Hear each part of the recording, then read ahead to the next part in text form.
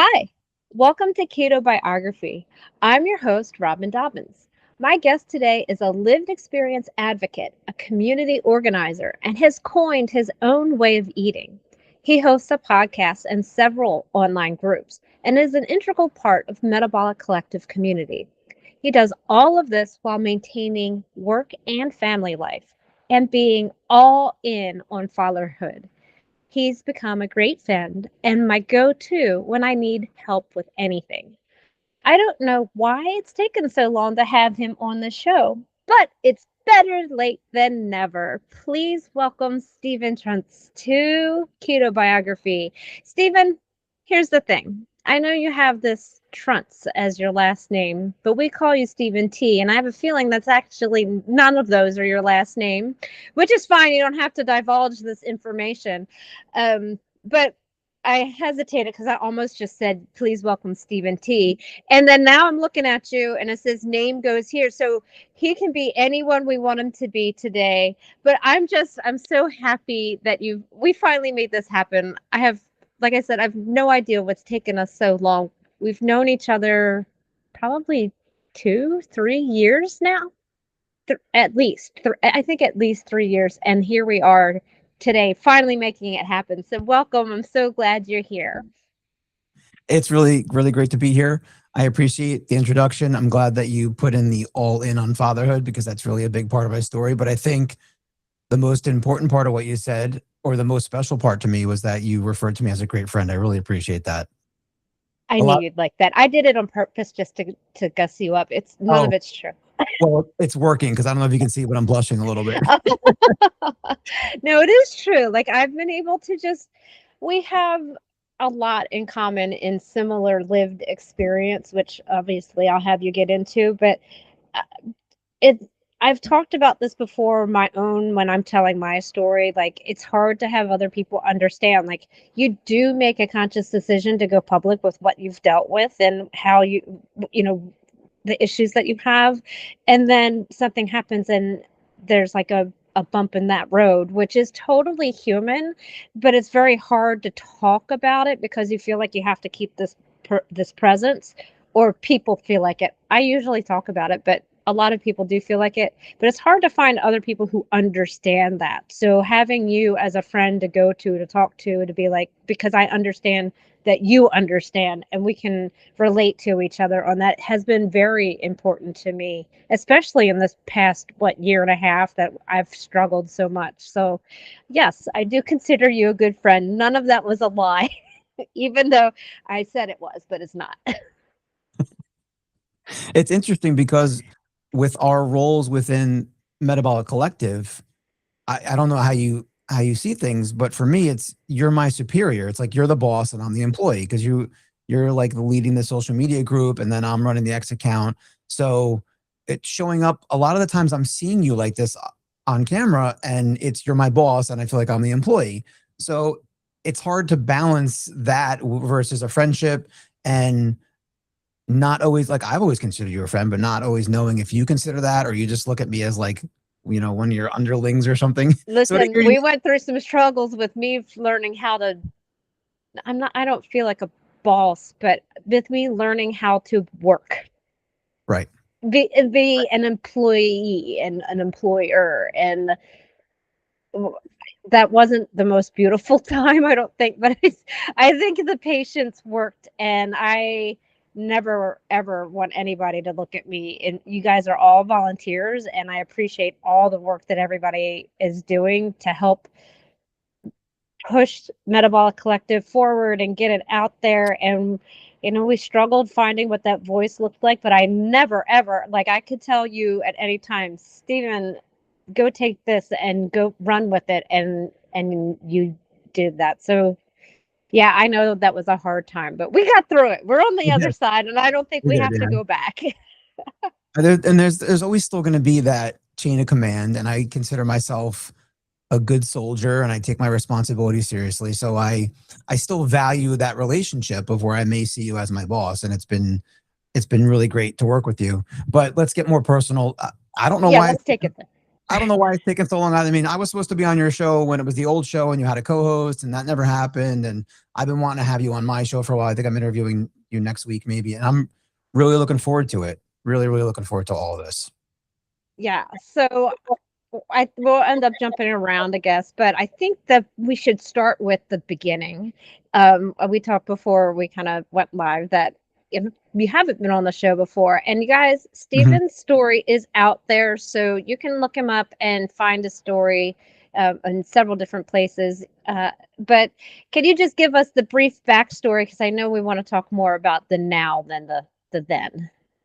Yeah. So, well, let's first, before we do that, let's talk about, why don't we talk about how you and I are both doing hard things by being on each other's show? Because I think that's important. I think so too. Okay. We want to do hard things because it makes us better in life. It makes us become better people. And the structure of our shows is so different, where I am like a super preparer and I like to have my interview questions written out ahead of time. I like to meet with my guests ahead of time, find out if there's anything that's going to be off limits, send them my questions. I have it all in front of me. I like being super prepared. And you're the complete opposite. Tell us how you do it. Okay, so I ask somebody if they want to come on the show, and then if they have any questions, I have had meetings with people ahead of time if they have a lot of questions or whatever, and then I basically just say, "This is the day, this is the time, let's do it." Yeah. And that makes me nervous as hell. I'm like, oh my God, I want to have an interview outline in front of me. I need to have structure. I want to know what we're going to talk about. I want to get it right. So do you know how me being a podcast host even came about? No idea. So I would listen to podcasts. I still listen to podcasts, but I would listen to podcasts and I would hear somebody I was really interested in, and they would just they would be talking about something that's amazing, and I'd be very, very into it. And then the host would interrupt and ask a question to keep the schedule and say, we'll get back to that. And they'd never get back to it. So my whole thing is, and even though we've done a lot of talking, we're conversational, but my whole thing is to give my guest that opportunity to speak uninterrupted, just get it all out there. And I would write questions down and have them prepared. And I've noticed over time that I actually never use those questions, and that I come up with questions while the guest is talking, because I really enjoy how conversational the podcast is. I don't have anything against someone who's super planned. I've been on podcasts where I've gotten the questions ahead of time, but that makes me nervous as a host. Like, it's so much pre-work. So I put all my energy into doing post-production things and try to really just be as fully engaged in the conversations in the moment as I can. That's my life too. Like, when opportunities have come up, I always push them away. I was always too scared to do them, so I pushed them away because I was such a planner and because I needed to have everything just lined up and organized. So in the past, especially in this past 6 months with the cholesterol code film, I'm saying yes. Like, I don't have to. I'm not thinking about it. I'm not running through it. Like, you asked me to do something, yes, I'm going to do it. Within reason. But like, so that's where like traveling and speaking at panels, that's where all that comes from. Yeah, there's nerves there, but if I didn't take that step to do the hard thing, if I had a second to think about it, I would have probably said no. So I think it's just easier, like you said, I'm as prepared as I can be. Let's get this started, and here we are. We're recording. Yeah, well, I have like this perfectionism, and it's something that I fight against, trying not to be perfect all the time because it's impossible to be perfect. But when I got on early, I was trying to use the virtual backgrounds in Google Meet, and I hate the way it looks like the outline around my head, right? So I ended up, this is an actual backdrop. It's been down in my basement. I haven't been interviewed in over a year. Last time was, I think, with Casey on the Mindless Body podcast. Mindless Body, yes. I haven't interviewed somebody since Nicole Laurent, which was right around that time. So it's over a year. So this backdrop was downstairs, and I just had to do it because I didn't like the way I looked on camera. So this is all part of my prep. I have it's a real plant. It's a real mirror that I got at the dollar store back here, but it looks virtual, but it doesn't have that stupid thing around my head, which I like. So there's There's still some preparation. What I've been trying to do is, we'll get into this later, but staying away from the extremes in my life of being extreme on one end or the other end, and trying to take a more moderate approach. So I did prepare, but I didn't prepare to the level that I normally would for this. I normally would spend maybe days or maybe start a week ago. And I just started kind of yesterday afternoon, or a little bit this morning. Like I said, I didn't even set my backdrop up until this morning. So I'm trying to take a different approach, but I had to prepare. I had to at least go through my story and make sure I have all my stuff straight. Cause like I said, it's been a while since I shared my story, and just conducting an interview or being interviewed can be tough. It's hard, right? I haven't done it in so long. And then I'm coming here and we got like this open space to fill. It's like, well, I really want to come off well. I want to nail everything, but it's just impossible to be totally perfect. But that's the way I look at it. And that's where my preparation comes from, because I want it to be as good as possible. Yeah. So I think we have the same thing. I just think maybe I'm 4 years ahead of you or something like that. Like that might be where that is. So you might have this laissez-faire attitude later in life, but but so my interviewing people journey started back when people were using Clubhouse all the time. So that's like a phone call, like a conference call type of thing. I would get so nervous before having it. It would take me like 3 days to mentally prepare myself, a lot of yoga, a lot of mindfulness, a lot of just let me be as calm as possible. Everything written down that I wanted to make sure I talked about, all of that stuff. The event happened, the interview happened, I'd shut it off. I'd be so anxious and full of anxiety afterwards that I would just walk out of my house and just go for a walk. I'd be gone for hours just walking.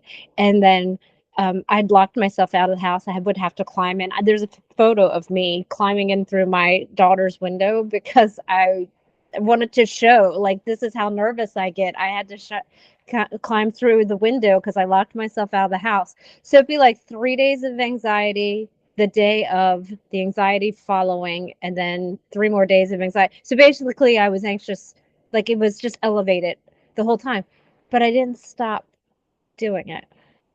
And I think that's where, and I've been talking about this a lot. This is sounding like it's a show about me, but it's really a show about you. But I just was comparing that because of what you just said, is that I just, by keeping on, by continuing to do it, and I'm sure you've done this too. You've listened to yourself being interviewed, you've listened to it back, and you're like, oh, I wish I said that. Oh, I wish I said that. And my whole thing is, you know what? I'm probably the only person that knows I forgot to say that certain thing. No one else knows. No one else cares. Drop it, move on. But that has taken a lot of work to get there. So everything you just said sounds to me like you're healing. Like you're working on healing that part of you that wants to have all that control over everything. And this one today was the first time you could reduce it to a 2-day prep period, which is amazing. Good job. And I'm glad I was here for it. What you're explaining there sounds like my experience, just not as extreme.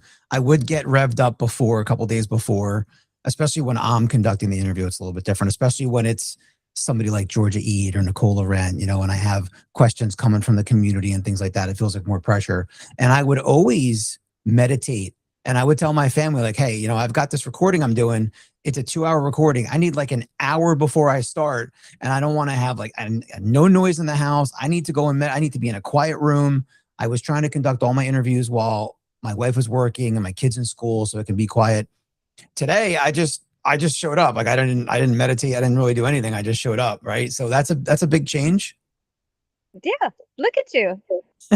You're here, you're doing it. Like I mean, all of this is healing. We could talk for forever about food and, all of that, keto and carnivore and high fat, all of this stuff. We could talk about all that, but that's just the baseline. And you have to get yourself maintained with this baseline. All of the other stuff, that's really the magic. Like doing hard things. That's what you said. Doing hard things. That's the magic. If you can get through one and say, I survived that, let me try the next thing. I survived that. And there's always going to be something. And learning that perfection can't be the goal. If we were all perfect, what would be the point? Yeah, exactly. Life wouldn't really be fun that way. Yeah, exactly. So we're going to put ourselves in trying situations. It's natural, I think, to feel feelings, right? But we're very hypersensitive because of what we've been through. So it's like, wait, was I supposed to feel that way? Was I not supposed to feel like we question ourselves? That's why I talk about it's important that you and I know each other, because I think we both feel this way and we're figuring it out. Right. Other people maybe didn't have to go through the same experiences and they don't have to figure it out. They just feel normal all the time. But we question what normal feels like all the time. And I don't think people quite understand that. Right, exactly. All right. So let's jump back in. All We've right, let's do faced it. our hard things. We've patted each other on the back. How about we start now at the beginning? All Give right. us your brief intro. Again, everybody, you can hear the full story, plenty of other places. Give us our brief backstory so that we can jump into the more exciting things that are happening now. I'll try to keep it brief. And my name is not, as it says on the screen, name goes here. That's an inside joke. My name is Stephen T. I'm Yeah. Stephen T. I am 49 years old and I've been in remission from bipolar symptoms for 5 years without medication.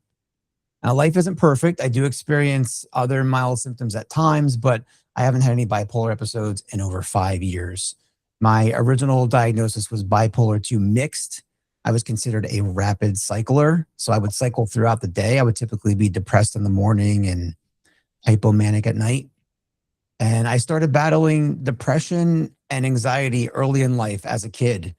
And that battle lasted 30 years. As a kid, I didn't know what depression and anxiety were, but now looking back, I can identify that's what I was dealing with. I was a victim of sexual trauma to multiple abusers, and that started about an age of 8. And really, if that was all you knew about me, you'd understand why I would be so messed up and why I had such a long battle. Well, through the years, I battled substance abuse, binge eating, which came later in life. I had, very little impulse control or self-control. And my most prominent symptoms, even today, are anger and irritability. My first formal treatment was for anger management at the age of 13. Through high school, I had feelings of despair, not fitting in, feeling less than, and I got picked on a lot. I got beat up. I got my books knocked down, that kind of thing. And I remember as early as ninth grade, age of 15, just feelings of wanting to unalive myself, not even really understanding what that meant, but just wanting to end my suffering. And that feeling of unaliving myself is a really strong part of my story because I spent many years feeling that way. And I started smoking marijuana in my teens, just really to fit in with a group. And it's interesting that marijuana, it helped me feel what I thought was normal. It provided relief and made me feel normal. And those were the two things that I always wanted. So we'll keep that in mind because it'll come up. Marijuana is used to treat seizures, and the anti-seizure treatment is important. But the problem was I couldn't control it. I didn't have impulse control with the drugs, and couldn't moderate my drug use. Moderation is a big theme for me now. I did my first formal treatment, which was intensive outpatient at 22 years old for substance abuse. I thought drugs were my issue. After 6 months of sobriety, I felt worse than ever. And I was diagnosed with depression. That was my first psychiatric diagnosis. And they started with the SSRIs, which did not work for me. They made me feel terrible. And that was probably 2 years of my life wasted just trying to find an SSRI that worked. And they were horrible. So I continued to smoke because it made me feel okay. It helped me get through life. It provided relief. And for years, I was in and out of therapy, trying different psych meds as new drugs were coming out, and really never finding anything that works. They work somewhat for some of the time. That's a pretty common theme when you hear about people talking about psych meds. I was constantly fighting against my addictions. It was tobacco and alcohol and marijuana. But I always had a constant urge to do things right. I didn't want to use drugs. I just wanted to feel normal. And then in my mid-20s, I got heavily involved in AA. I did another 6-month stretch of sobriety. And again, I was feeling the worst I ever had in my life, extremely angry and irritable, extreme feelings of wanting to unalive myself. And it was every minute of every day. So I did my second intensive outpatient around 26 years old. This is when I got a dual diagnosis. They say that substance abuse, now they say bipolar 2 mixed. And I get prescribed a mood stabilizer for the first time, which was Lamictal. Lamictal is an anti-seizure drug, and it kind of worked for me. It made me feel better, took some of the feelings away, which is interesting because it's the same thing as the marijuana is anti-seizure. I was also taking Wellbutrin and Effexor at the time. I'm almost always, when I was taking meds, I was on a cocktail of meds. And I thought, at first I thought, well, this is great. They say I'm bipolar, so there should be like a treatment or a cure. Let's figure this thing out. And I felt good about it at first, but the messaging I was getting was that I was going to have to take medicine for the rest of my life. And I knew my experience with medicine, it wasn't good. It didn't really do much for me. And just hearing that message, it just made me feel so demoralized.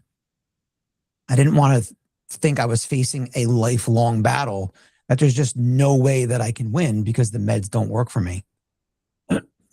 Excuse me. I mean, at this point, I can really fast forward 20 years in my story because it's pretty much the same. If you want to take a chance to chime in here, so it's not just me talking. No, it is. See, that's the thing. It's just you talking. I just sit here. All right. I thought we already covered that. All right. No, everything. I don't have questions, but that's because this is I didn't turn to any substances on my own. I didn't self-medicate, but that story, like, it resonates. That's for sure. So I don't even know how to formulate a question that somebody who doesn't understand. Maybe I'm not the best person at interviewing, so we can just laugh about it. But this part here is, and I was writing it down. You felt demoralized at the thought of the lifelong battle, and then earlier you said you didn't want to do that. You just wanted to feel normal, and you had all of this good in you, which I think is the segue to where we're going, but I don't know what you have planned to talk about because I didn't ask you. I think I know you as the person with the good in you. And so it's hard to hear the thoughts that were continuous in your mind, though I understand them because I've been in that same place. It's like, I always say it's exhausting. Did you feel that way? Like, is it exhausting? You're like trying to be this person and you're medicated too. So that doesn't help anything, but you actually feel like this other completely different person. Yeah, absolutely. It was completely exhausting. It's really a miracle that I'm even here today with what I went through.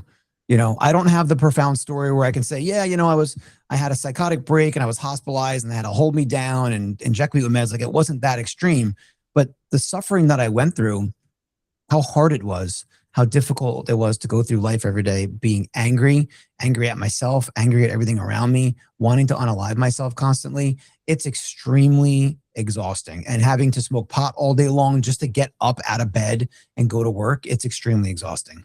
Yeah. So, and don't deny yourself your story. So, yeah, yours was a long suffering, a lot of figuring it out on your own. I mean, you were seeking help, but you're still a lot of figuring it out on your own. We don't all have to have a psychotic break to have a story. There's no comparisons here. So, well, honestly, I did just compare my story to your story. Same thing. There's no psychotic break. There's no getting held down. There's none of that. But it doesn't deny the fact that you had years and years and years of just being miserable, but knowing deep inside that you had some value somewhere and that it was worth going against what your brain was trying to tell you to do. No, absolutely. And even like when I was 17 or 18 and I was smoking pot every day, I knew that I had a problem and I wanted to get help for it. And I even sought treatment. But at the time, they just laughed at me. I was going to the drug centers in my town and they're there for heroin and cocaine. They want to put you in a bed and detox you for 3 days. And I'm showing up saying, yeah, I can't stop smoking pot. And they're basically saying, get out of here, go smoke a joint. Like, we don't want you here. I was trying that early because I wanted to do things the right way. That's just wild. And I just think that's a different story. Or I mean, you can talk about it if you want to. That's another story. But people think that smoking pot's okay. That that's fine. It's not going to be the worst thing in the world. But there are a lot of consequences that aren't discussed very often. Of course, and the facts were, I was doing something that I didn't want to do, and I couldn't control it, and I couldn't stop.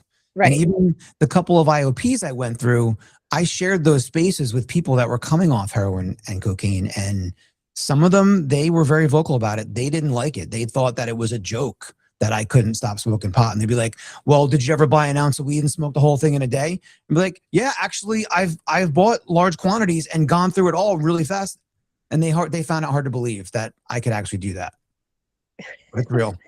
Yeah, and perhaps it's where some of my story isn't as good as your story comes from, because it's so easy to just compare and contrast everything all the time, but the truth is still there. The truth is still that you knew what you were capable of, you just couldn't figure out how to get there. So Exactly. let's flash forward. So Okay. if you guys want more detail, go find another interview, because there's other more exciting things to talk about. Stephen and I think both feel the same way about this, is that yes, we're here, we're perfectly comfortable sharing our story because Mhm. we hope that it helps someone else. At the same time, I don't think either of us like living in the past. So I guess I met you through our volunteer work with Revolution Revolution, yeah. back in the Revolution days. Mhm. And we immediately just kind of clicked. And I think it's because we are both very organized people, despite how different we run our podcast. We're very organized people. And we just clicked right away because we were like, we're taking over this piece and we're doing it this way. And you can either come with us or not. Which I kind of like in a person. Not everybody does that, but we resonated right away. But the fact is that we met because we wanted to do some good in the world. We had found our sense of healing, and obviously, I want you to talk about how you put yourself into remission, as you said, but then also change that into all of these things that you do. I honestly don't know how you have the time or the energy to do all of the things that you do. So we're going to table your backstory and just jump right into what remission feels like, how you got there, and what you're doing with your newfound life. Okay, let's do it. All right. So what does remission feel like? Wow. I mean, if I were to give you the details, it's like literally a transformation. It's literally that. And that's the reason that I have the Phoenix. I know a lot of people use the Phoenix, but I have rings and necklaces and I have a charm on right now. And it's literally a transformation from one person to another. And I could spend hours talking about all the stuff going on inside of my head and how different it can be when I am in ketosis, and especially a deep ketosis. For me, it's levels of ketosis. And I can do regular keto like most people do, where my fat's like in the 70% and my ketones are like 0.5 to 1 or around there. And I won't be bipolar. I won't be 3 different people in one day, but it's a very low level. There's still a lot of noise going on inside of my head. And I'll see somebody at the store and they glance at me and my brain will still go, the fuck are you looking at? Everyone, Yeah.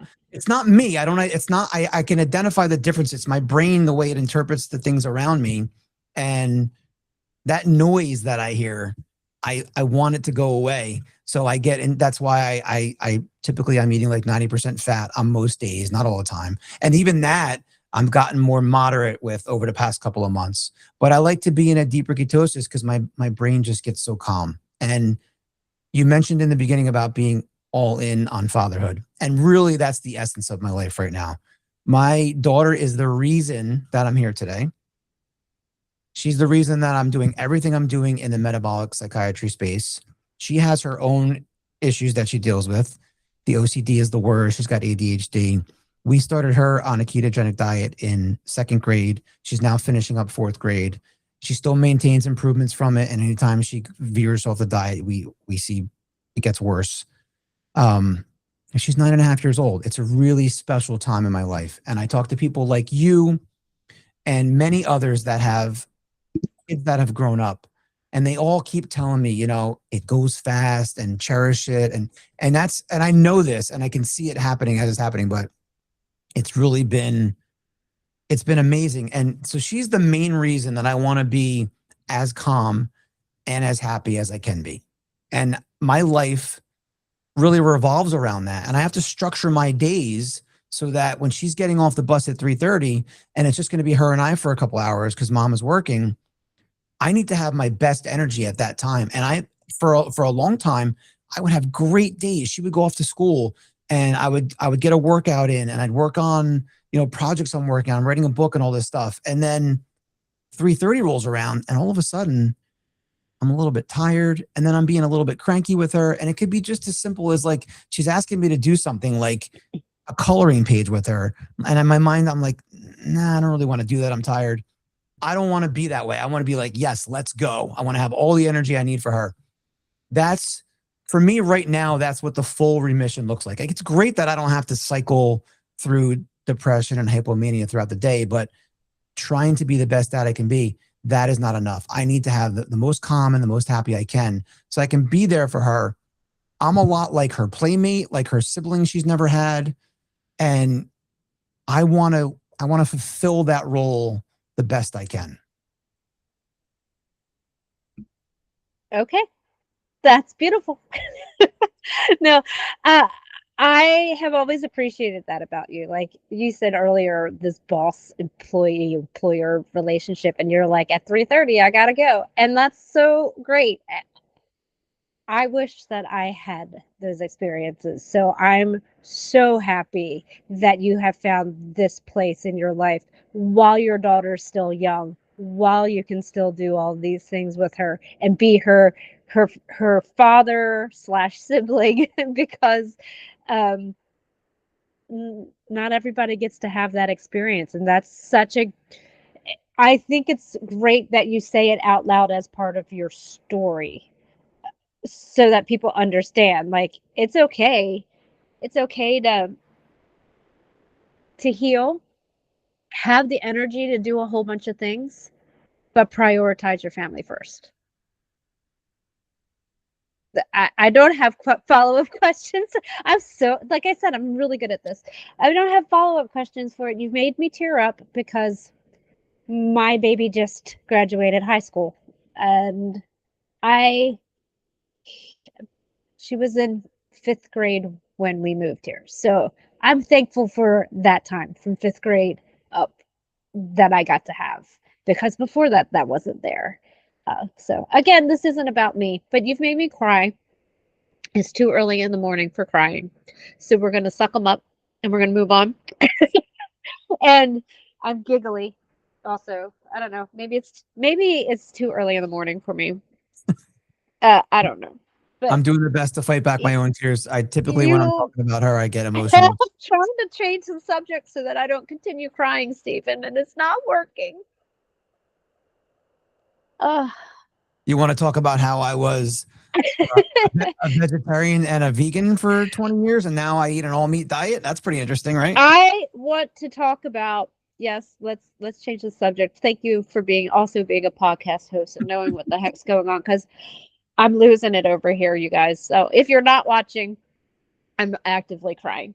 Um, That's great. See, this is another part of my process that I'm sure scares the heck out of you, is that I actually try not to learn too much about people, even though we've known each other a long time. I don't know how I didn't know all of that. I know you eat all meat. I know you eat like extremes amount of fat and meat and all of that stuff.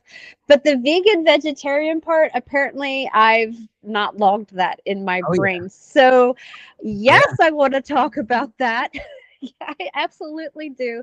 Um, Tell me why you started eating vegetarian, vegan, and then what happened to make you stop, Okay. and all of the stuff that goes with it. And So I'm that's sorry for breaking down and interrupting our podcast. You got to let it flow when it comes. I, Usually when I'm talking about Samantha at this level, I usually end up crying too. I'm just holding it together the best I can. One of us has to be keep it together. It's Exactly. Yeah. probably supposed to be me, but I totally lost it. Exactly. So Yeah. Because I hear from a lot of people that they're saying they're in ketosis now and they wish they had it when their kids were younger. And I'm just so grateful. Gratitude is one of the things that I can actually feel and practice in my life today that I couldn't, and I am very grateful for it. So anyway, I started as a vegetarian when I was maybe 17. I had terrible acne, and in high school I got picked on for it. Obviously, that's how kids are, right? Terrible acne, and my best friend at the time, his wife was like a naturopath, and she wanted to talk about what I was eating. And I was always a skinny kid. I was trying to put on weight. I was drinking a ton of milk. So she said, I want you to cut out the milk for a couple of weeks and see what happens. And my face got better. This is when I'm 17 years old. This was the first experience I had with the connection between what you eat and how your body's handling it and how it affects your life. She gave me a book. It was Diet for a New America. And it was all about the treatment of animals. And I've always loved animals. So I felt like I believed, I found something I believed in, which is another thing I've always wanted, was to fit in, to be in a group somewhere that I belonged with, which is today I found in the metabolic psychiatry field.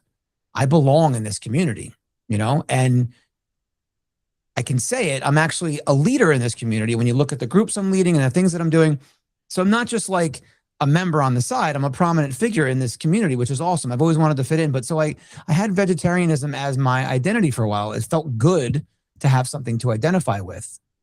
And again, strong desire to want to do the right thing. Felt like morally I was making the best decisions. Didn't realize the impact that it was having on my body. It didn't help me, I don't think, besides maybe clearing up my acne and stuff like that. So for 20 years, I was a vegetarian.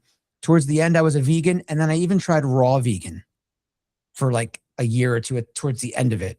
And really, I just continued to get worse over time. My mood got worse, my skin, my digestion, all those things got worse as I went that way. But I remember the raw veganism is funny because I was already a vegan, and I read a book. I think I'm trying to remember who it was. It was Brandon Brazier, and he's like, he was not a triathlete. Whatever. What are the ones where you're doing like 100 miles?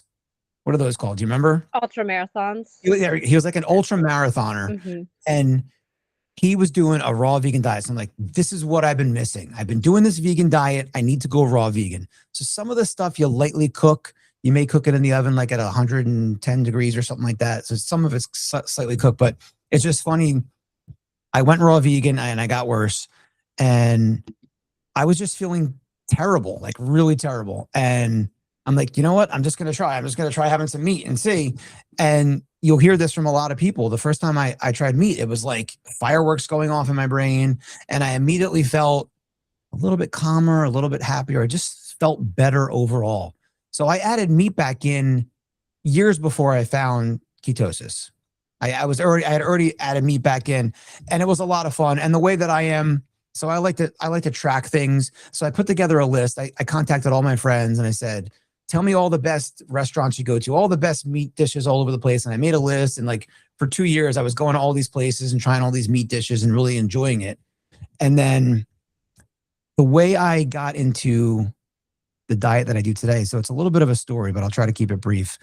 I was 42 years old. Yeah, Samantha was 2, and I was 50 pounds overweight.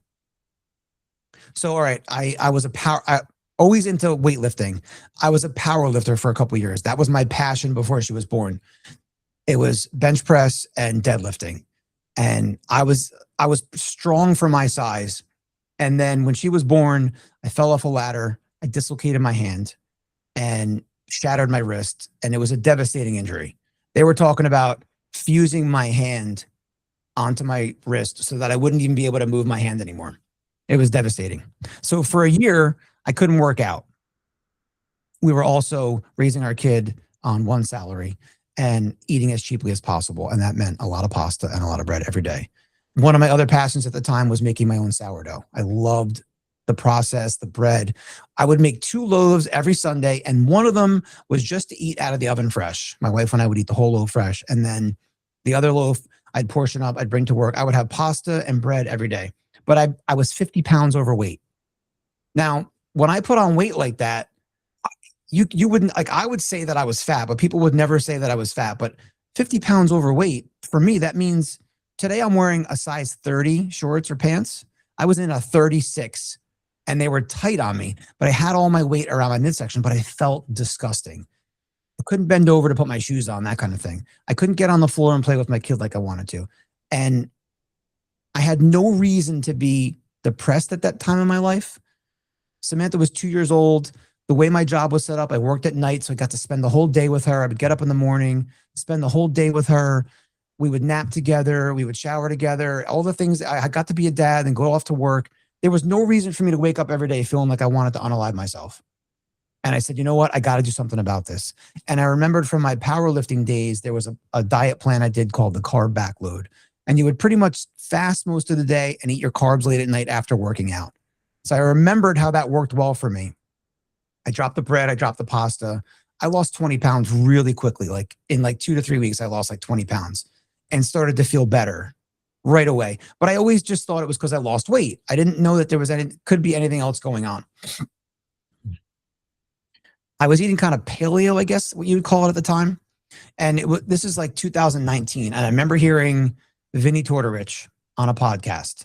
He was on with Adam and Drew. And Adam and Drew, they were always, the love line was always one of my favorite things to listen to. I loved them.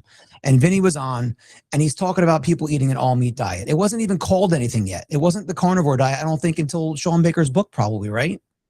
So yeah. Well, no, I mean, I think that I think they were calling it carnivore before then, but it wasn't. It certainly wasn't as big or well known. Then, when he was talking about it, there was no name. He was just saying, yeah, there's people that eat nothing but meat all day. Yeah. And in my, like, I was already eating paleo. I was already eating a lot of meat. My only plants were probably olives and avocados and things like that. But it just was like the most ridiculous thing I'd ever heard. Because we're taught that we need plants for nutrients and vitamins. And I'm picturing somebody eating the same boring, plain piece of meat every day. Like, how could anybody survive like that?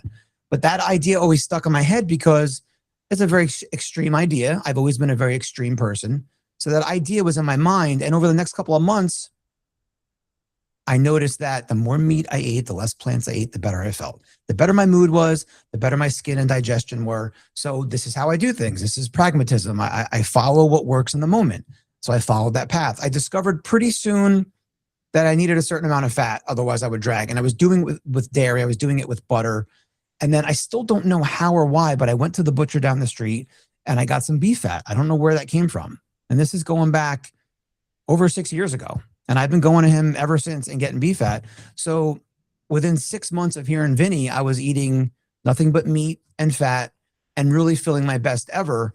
And then I spent probably a good 2 years, like, not fully accepting that that's what I need to do to feel my best, and going back on carbs and up and down. And somewhere in there, I discovered ketosis by accident. I didn't know about ketosis. I didn't know what it was. Like, today, you can hear a podcast and you can hear all about it. And people are like, I'm going to try keto for mental health. I had no idea. It was just like this whole accident that happened. That's a story. That's me too. I'm always fascinated when somebody says that they tried it because they knew, like, I'm like, oh no, I stumbled, I tripped and fell, and here I am. You literally fell off a ladder. I thought you were using that as a figure of speech, but no, you literally fell off a ladder to find yourself where you are today. Yeah, I remember you telling me about your hand doesn't work the way you always want it to. So you've basically coined a way of eating. This is like your way of eating, and you've helped people. I think that's probably where I'm guessing that's where all of this kind of started. Like, you found this way for yourself. You found out you felt better. You found what your kind of meat to fat ratio, protein to fat ratio, what works well for you. Is that then when you started going on social media, like, hey, I figured this out and wanted to help people? How did that start happening? No, not quite. I had been doing it for quite some time, and always, again, not fitting in, right? Because I go on the carnivore forums and there's nobody there doing what I'm doing. Go on the line group, which is close because ruminant meat is what works best for me, but they're just eating strip loin all day. They're not pushing the fat high up, and they're very, very dogmatic. At least they were back then, where if you're in the line group and someone's asking about pepper or butter, you're going to get lambasted. You're like, get out of here with that talk. And I always disliked those things. No, it was, I said I spent a couple years kind of back and forth with acceptance. I couldn't accept that this was the way that I should be eating because it's so different from what we're used to. It's so different from how we're raised. And I still struggled with all of the social aspects and the holidays and missing all the old treats that it's not the food, but it's the feeling and the comfort and the, like, the pumpkin pie on Thanksgiving and all the things that we're used to. It wasn't until I really started to get more acceptance. It's still something I work on, but getting more acceptance and really committing myself to this way of eating. And then I had 6 months or a year or something where I was really committed to it and really starting to feel better. And then once we started Samantha on it and we were seeing improvements with her, she was really my motivation to get on social media, because I don't see anybody out there talking about doing this for the kids. This is going back 3 years. Now it's out there. Now you have people like Christina Cook and like, there's amazing stories, but at the time there was nothing. And when I started talking to Samantha about, hey, I want to start a YouTube, what do you think? She was all in on that. So she wanted to be, because she's really good on camera. And people will see if you've ever seen her. She's great on camera. And up to that point, I mean, I'd always used social media, but I was always a consumer. I never contributed. And I figured, I mean, let's do it. Let's just let the world know what we got going on. And the whole idea of the daddy-daughter and everything, it helped give me an identity. It helped give me like a place to fit in. And that was when I started the HFBO, which I used to call high fat beef only, because that's how I ate at the time. And it was only beef only because that's what I could afford. Since then, I eat a lot more lamb now, because the way the prices have gone here, beef is going up and up and up, and lamb has pretty much stayed the same. I can get lamb for the same price or cheaper than beef, and I like it better. So I started a Facebook group, and I thought, you know what? If I'm the only member of this group, at least I have my own group. And I did all the cool things. Like I love acronyms. That's why, I have it as an acronym. I love designing logos. I had logos for it. I have it on t-shirts and stuff like that. That's all like the geeky stuff that I love about it. And it turns out that group, I think we're up to almost 400 people in there. And there's a lot of people that are coming from carnivore and they're coming from lion and they need more fat in their diet and they're coming into the group. So I changed the acronym. It's now high fat beyond optimal. So it can encompass, and I don't really like the beef only was just for me in the beginning. And I've always said that I feel strongly that you want to be a vegetarian, you want to be a vegan, I do not care. I'm not the guy who's going to say, well, I'm a carnivore and this is the best way to eat. And you'll never hear me identify as a carnivore. My focus is on the fat. And that's where the tagline from my show comes from. I say, fix yourself with fat. And I don't care if your fat comes from plants or it comes from animals. That's a personal choice. And if you come into my group, you are welcome to talk about just about anything. And that's how that group is set up. And I love that. It is a pet peeve of mine how much infighting we have on who's doing keto correctly. I don't care. I think we can all agree that there's this range that works for people, and some people have to do high fat beef only, and some people can get away with having some carbohydrates. But we all have had a sense of healing that is well beyond what a standard American diet was giving us before. So to point fingers because you put some pepper on your ground beef is just absolutely ridiculous. Or the fight over coffee or not coffee. Like, okay, whatever works for you, it's okay. Like, there's no reason to fight about it. Be accepting. Find acceptance. I want to talk about your groups, but I also you've used the word identity twice, and it's something I've been thinking about a lot, especially having listened. I don't know if you watched Lauren Kennedy's West's recent videos about identity and really struggling with the sense of identity as for her was her schizoaffective disorder, but we both have our struggles with bipolar, and then this identity of being an advocate. This identity, we kind of briefly touched on it when we were first starting about how we can understand each other because we both go through this, but having an identity wrapped around health isn't really all that healthy. I've been thinking about that a lot. It's just been on my mind a lot because of what has happened in her story. It, it's on her YouTube channel if you guys want to see it. But um, like I look at you as this friend. I look at you as being a father. Like I look at those things. But I think it's very easy, especially with social media, when we put ourselves out there, that our identity is wrapped up in that message. Uh, I mean, it really, is this something that you think about? Is this something that has ever bothered you or ever been something that you think could change who you are? No, not at all. No. And if you look at it, like my basis is I'm a father first. And I mean, I love it. I'm always going to brag about that. And I'm always going to be proud of that. Um, I haven't seen Lauren's videos, but I've seen people talking about them. I got the gist of it. It's not something that I think about. I feel like this is what I'm meant to do. I'm coming into my own. I'm going to be 50 next year, and I'm like finally starting my life, is what it feels like. And this is who I am. This is my identity, really. And a big difference maybe between Lauren and I is that you're not going to see as much of my life on social media. You know, part of the reason that I took a break from the podcast was that, and part of the reason you don't see really Samantha anymore is just the little uncomfortable feeling of having too much of our lives out there. And the reaction that I get from like friends and family. And then that's why I pulled back Samantha. In the beginning, it was her and I doing all of our videos. Because up to that point, we didn't even let our family members post pictures of her on Facebook. And there's some of them were like really pissed off. Like, how can you have her on YouTube now when I couldn't even post her on? Like, it became this big thing, you know? um, I don't No, worry. Go go ahead. ahead. Well, You go. you said You're, go ahead, so I started going. No, you're the host. I've just, it's really just been something that's on my mind because again, and I talked about that earlier too, is like this questioning of things is like, wait, have I gotten too wrapped up in this? Have I, or like that feeling of I've done something. I've done something. I've been telling everybody out there that this is not who I am and this is not what I do. I ate a piece of whatever, and then like the guilt and the shame and all of that stuff happens. I don't do those. I don't eat off plant ever, but it does become very off.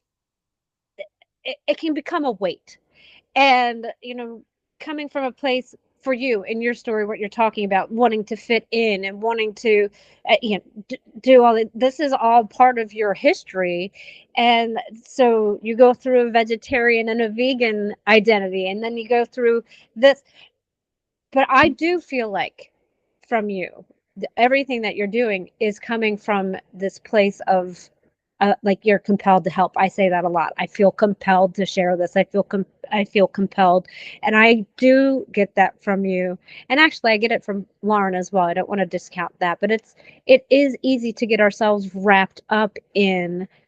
Well, I'm on social media now, and I don't have a huge following, so I don't let that happen. And but it's easy. I think it's just very easy to get wrapped up in all of that, which is why I wanted to bring it up and talk about it. But I will move to all the things because we're nearing our hour already, and I don't feel like we've talked about all of the things. Is that all we get is an hour? That's it? Well, I usually keep it to an hour, but we can talk as long as we want. We're having All right. fun, so it's All good. Well, I say as long as we want. I do have to go to work at some point, so Yeah, I'm off today, man. I'm all yours. so I'll say that with the caveat of I will have to stop at some point. I can't do the total long form, but you start with this Facebook group. I know you also have a group on X. I don't use these other things, but I think you have a group on Discord. Is that what it's called? I don't know. I don't use it. So you have a group. You have a group. I'm just a couple months younger than you, but I feel like an old lady right now. So you have these groups, you start these groups, and people, I had it written down and I've lost the people piece of paper. There's lots of people in these groups that you just opened up one day and said, I'm here and I'm willing to help you. And groups have evolved from that. And now also you have these meetup groups. And I know that you have ideas for some really interesting future groups. Also, there's this book. You can talk as much or as little about that as well. But you did mention it earlier that you're Mhm. writing a book. Tell me more about all of these things, because your identity isn't wrapped up in your your mental illness. Your identity isn't wrapped up in your remission. Your identity is completely wrapped up in helping other people, Yes. and that's the interesting thing that I would like to talk about now. Yeah. And I use the word leader, and I try to say it proudly because I've always been the type that it's very, very difficult for me to take credit for things. I'm always very hard on myself, but I can see clearly, especially now over the past like 2 years, that there are certain people, and some people are leaders and some people are followers. And somehow I've become a leader. I don't know how it happened. It's not something I worked on or strived for, but it's something that this world needs. We need both. And yeah, I've got a lot going on. I've got a lot going on, and people say that to me. But the key there is balance and moderation. And I've got my calendar. My calendar's over here, and I've got my calendar planned out for the rest of the year. And I've scheduled all these meetings and everything in a way that it works for my life.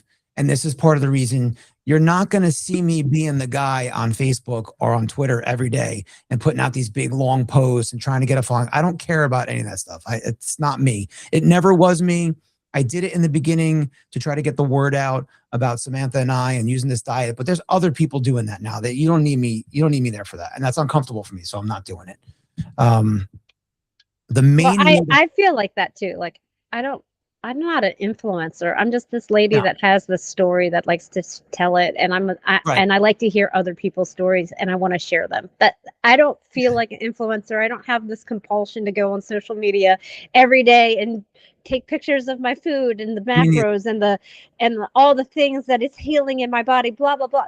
There's other people that are doing that. Have fun with it. It's not me. Yeah. So I And, totally and get you. I tried that. I had a Yeah. period of time, maybe like a year and a half, 2 years ago, whatever it was, on Facebook, where I was posting my ketones, my glucose, and what I ate the day before, and I would take pictures of my food. A lot of times, I'd be halfway through the meal and I'd be like, "Ah, shit, I forgot to take a picture." Like that's how I wasn't even thinking of it. You know what I mean? And Yes. it becomes like a job. It becomes like for me anyway. It becomes like a burden. It's not No, something that it does. I completely agree with you, and that's this difference of between being an influencer and just being an advocate. Let's just. I right, think that's probably what the wording difference is. right now. It's not an influencer. It's I'm advocating And it for that. takes a long time to build up an influencer reputation. And I want to help the most people. And I think I always have been a big dreamer. So would I like to be like an influencer with, 100,000 followers and have a monetized YouTube? I would love all those things. But for me to do the daily work required to get there that doesn't work for me. So one of the things I mentioned about there's two projects I'm working on. One is a book. That's just an autobiography. The other thing is my very own diet plan I've been working on. This is an idea I've had since way back when I started the HFBO. And that, like, I'm already thinking like above influencer, like the next level of helping people, that I'm going to put out a diet plan specifically designed for people using diet for mental health, which doesn't exist out there. That's one of the big projects that I've been working on. And once it's ready, there'll be an additional Facebook group for that, is what I anticipate, so that people can come in and talk about how they're going to use that. But you want to talk about the meetups that I'm doing? You Yeah, mentioned let's that. talk about all of the things. I mean, All you right. have so many groups set up to just talk about anything and everything. Right. And the meetup ones are becoming quite popular. I think it started with one. I think there's three now. Is there like There's two. okay, it's two. Okay, so It's yeah. two. Yeah. So the main one that I'm doing is not my meetup group. It was founded by Mia Mendez. She's one of your fellow Fresh Start Award winners. right? You guys are like the OGs Oh yeah, I didn't even in this turn on space. my light today. You just reminded me. You The guys are the dark OGs. hole. Yeah. Yeah, everybody, all the Fresh Start Award winners. You guys are like the OGs, and I always consider myself very grateful. Not only that I know you guys, but I'm like close friends with a lot of you guys. It's really really cool for me. But this was Mia's meetup that she used the Fresh Start Award to start. She did a bunch of other things, but she started her meetup, and it's mental health and the ketogenic lifestyle. And we're there. You don't have to be on keto, but if you want to talk about using diet or other metabolic therapies to better yourself, it doesn't even have to be for mental health. You're welcome there. This was her group. Originally, I started just as her co-pilot. I would monitor the chat, kind of help her out, let people in and out of the waiting room, stuff like that. And then almost right away, I became her co-host. And then over time, she got busy and she handed the group off to me. So now it's still her group. She's always the founder. It's her baby, but I'm here to help nurture and grow her baby. And so it's been really meaningful for both of us. It's been a really great thing in our relationship that she was able to hand it off to someone who's going to care for it. And it's really been great for me. I've been able to structure the meetings in a way that works for my life. You know, we do one meeting a week on a Thursday at noon Eastern. We're meeting every week. I've got a bunch of regulars that are showing up, which is cool. I got new people coming all the time. We do one Sunday a month. It's the third Sunday of the month at 11 a.m. Eastern. That's the one that Mia comes to. So if you guys are going to come to a meeting, I suggest you come there because Mia is special. She is a special, the way she views the world, the way she interacts with people, the way she helps people. She's just amazing. I wish that she could be at all these meetings. And then we're also doing once a month on a Wednesday night at 7 p.m. Eastern. So I'm trying to accommodate the different people around different areas of the world, you know, because that's another thing that is been interesting over the last couple of years. I have friends all over the world now. And it gets really hard to keep track of what time it is. And like the people in Australia, it's like tomorrow there, and it's their winter when it's our summer. Like everything's all opposite. So I'm trying to accommodate all those different areas of the world. Then I had this idea for a guys group, and this came up during one of our collective meetings in the fall, and there were two other guys in the meeting, and we were all enthused about it, and we met a couple of times, and then the interest kind of fell away. We deliberately had it set up where there wasn't a name, there was no agendas, we didn't have topics, we were just guys doing keto for mental health, showing up to hang out. And even though I was the one who brought it up, I always said that, like, it's not my group, it's our group. I felt strongly about that, but the interest waned on that. And at some point in the spring here, I decided, you know what, I'm just going to take control of this thing and try to make it what it should be. So I took control of it. I call it the Metabolic Brotherhood. There's also a Facebook group for that, and there is a meetup for that. That's once a month right now. I'm hoping that will grow over time. Those are the two meetups that I'm running. Okay. I'm writing down Metabolic Brotherhood so that I remember to put it in the show notes, And there's a because Facebook group and a meetup for that. Facebook and Meetup. Yeah. Uh, when you had come to us with this idea, us being Metabolic Collective with this idea, I just thought it was such a good idea. I Men need these men's only spaces to have these conversations, because it's not going to be on the same level. I don't know. Well, I don't always resonate with the super feely stuff. You know this about me. I don't resonate with the super feely stuff either. So I might do better in a men's group than in a ladies group also, but it's okay. I don't have to be in there. That's fine. But I see this need. Men often choose not to talk about their mental health. They're supposed to be the burly, keeping it all together. They're the center of the family kind of thing, and there's a lot of suppression of that. So to have a comfortable space where people are open and able to speak about that, men particularly, I'm just really happy that you decided to run with it. I know it's kind of had some ups and downs in its attendance, so I'm glad that you've taken the reins. And it's funny because you talk about, you know, it's all going back to our differences in how we host our podcast. Is that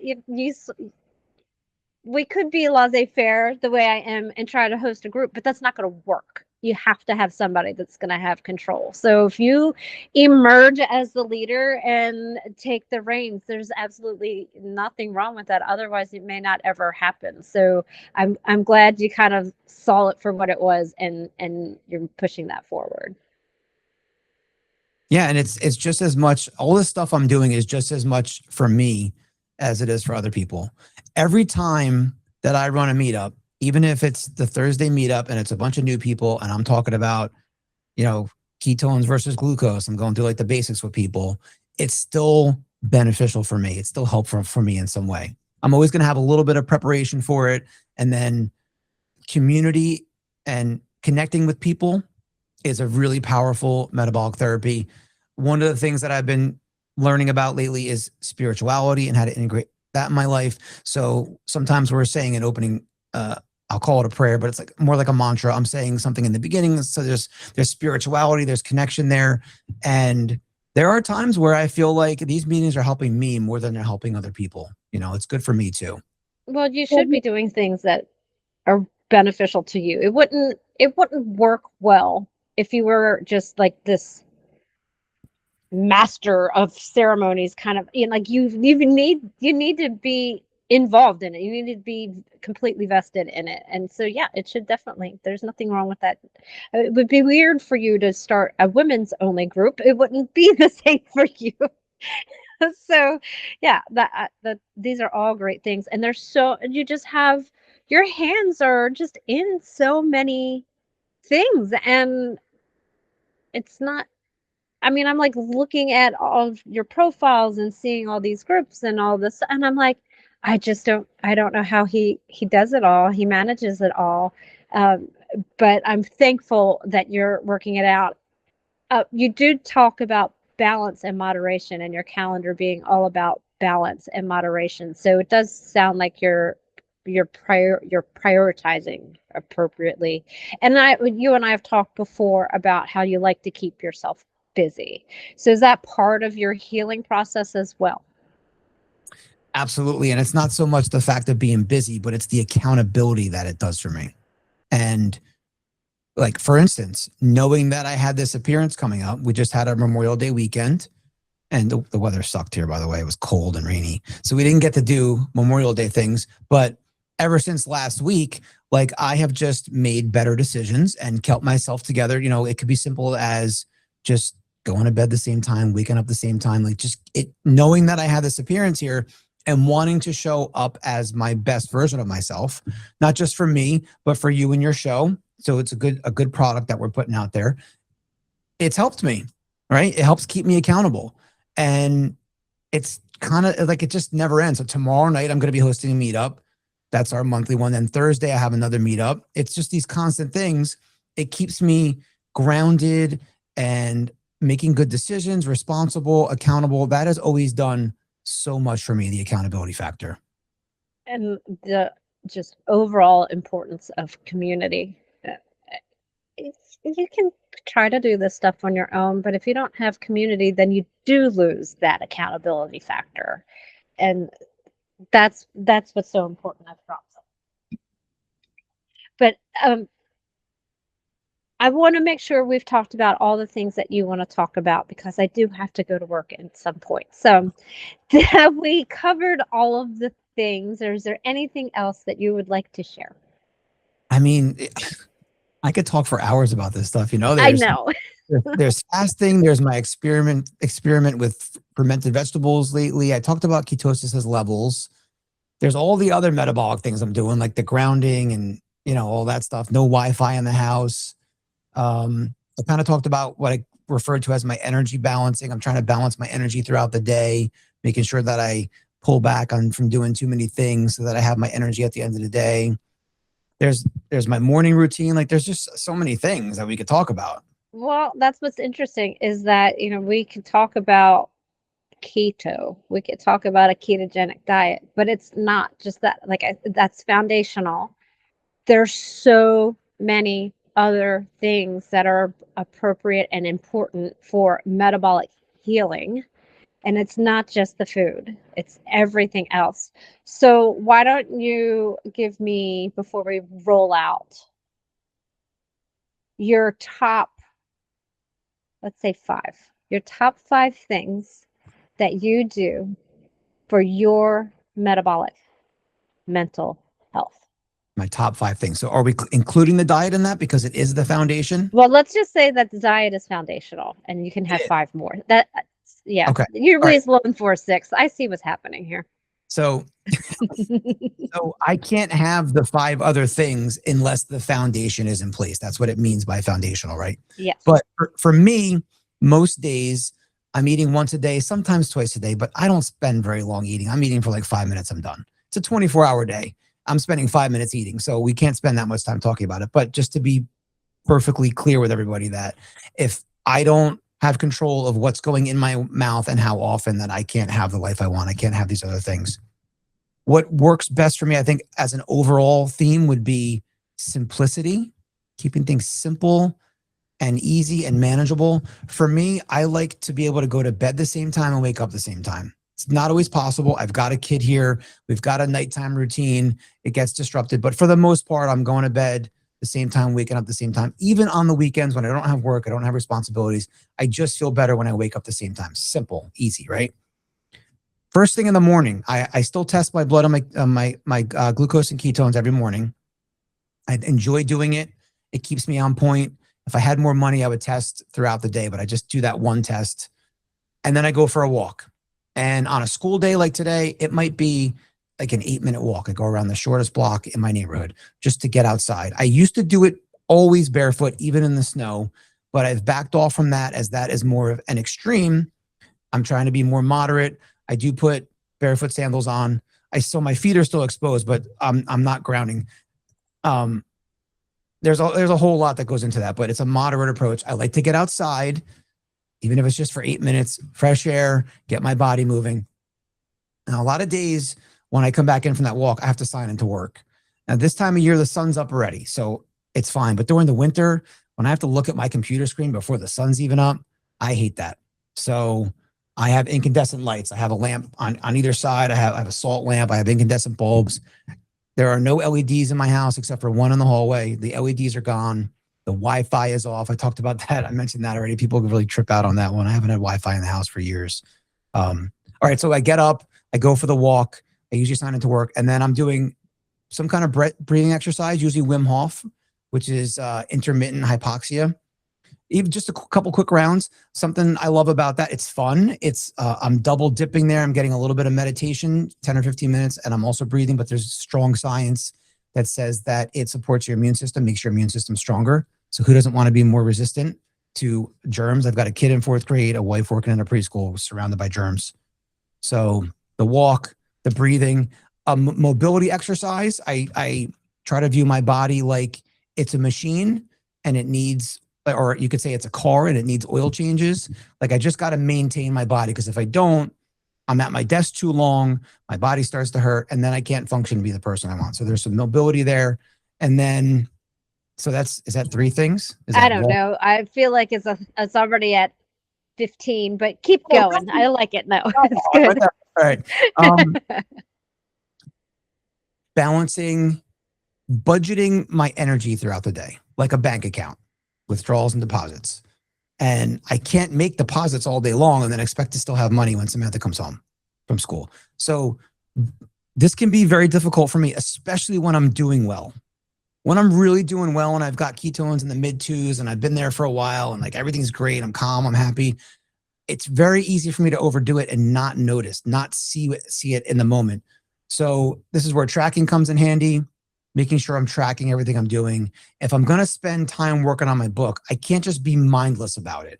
I can't just be at the computer for 3 hours writing because my neck, my hand's going to hurt. I'm going to end up, it's mental energy I'm expending. I'm going to get tired from it. So I have a timer on my desk, set a timer. I'm going to 30 minutes. That's it. And then I'm going to go stretch. I'm going to go outside, that kind of stuff. I love being outside during the day at what they call high noon, when the sun is at its highest point in the sky. That time will change based on the year, but even if it's just for 5 minutes. I might just even go outside and sit on my back steps, get my feet touching the ground. So there's grounding, there's sunlight, there's fresh air, all those things. I mean, that's all, it's all such simple stuff, right? It is. We could talk about that. I only wear cotton clothing. I know I don't wear polyester. There's a lot of details there. There's the Wi-Fi and all that stuff. Trying to limit my exposure to things that are going to be toxic to my body, treating my body like a machine, like I said, and trying to keep it clean. And I used to fast. Fasting has been a big part of my story, and I used to love it, but I don't really fast that much anymore. I did fast 2 days last week, but I was just trying to get myself in the best headspace possible for this. But typically I'm not even fasting anymore. But one of the things I want to talk about is just real quick is pragmatism over dogmatism, right? So when you're dogmatic, you have a belief in something. You do it because you believe it's right or what's best. But when you're pragmatic, you do what works best in the moment, and you're not afraid to change. And that's how I try to live my life. So if you told me that the only way I could have symptom remission or be the best dad was I had to fast, then absolutely I would fast. It would be, if it was life or death, I would do it. But that's not the case. And now I have strong beliefs in fasting, and I think it's great for us and our bodies and everything. But I've just been going through a period over the last couple of months where I just don't really want to fast. And I'm not going to force myself to do something I don't want to do if it's not a life or death situation, right? I fast when it comes easy and when it's fun and when it's enjoyable, but I just haven't wanted to do it lately. So I don't do it. And that leads me to one other point, is that you can do this diet any number of ways. You can, because I'm still working. I work with people all the time, and they want to know exactly what I'm doing because they want to mimic me. Like, you can't do what I'm doing. I'm doing the Stephen T plan. I've discovered what works best for me. You got to figure out your best plan. Now, I've done this diet on 6 meals a day, 2 meals a day, 1 meal a day, 1 meal every other day. You can make it work in a variety of ways. You have to be willing to experiment, and you have to be willing to change over time. So that's what works for me. I think that's great. I love this last point, that it's what is individual and what works for you. Uh, Again, that'll go back to your word acceptance. I can accept that this is what works for me, and I can also accept that that's what works for you, and they don't have to be the same thing. We're not in some contest to see who does keto correctly. That's at the end of the day, it's about yourself and your health and what your goals are and what you want to do. And, taking some time to prioritize yourself over everything else so that you can be healthy, so that you can do all of the other things that you want to do in life.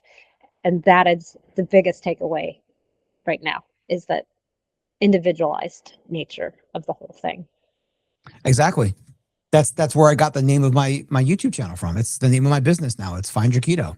Yeah, Because everybody's got a different keto path, and I want to help you find your keto. Yeah, it's yours, not mine, not Mhm. you, individual. You get to do Exactly. it. Yeah. So, yeah, I love that.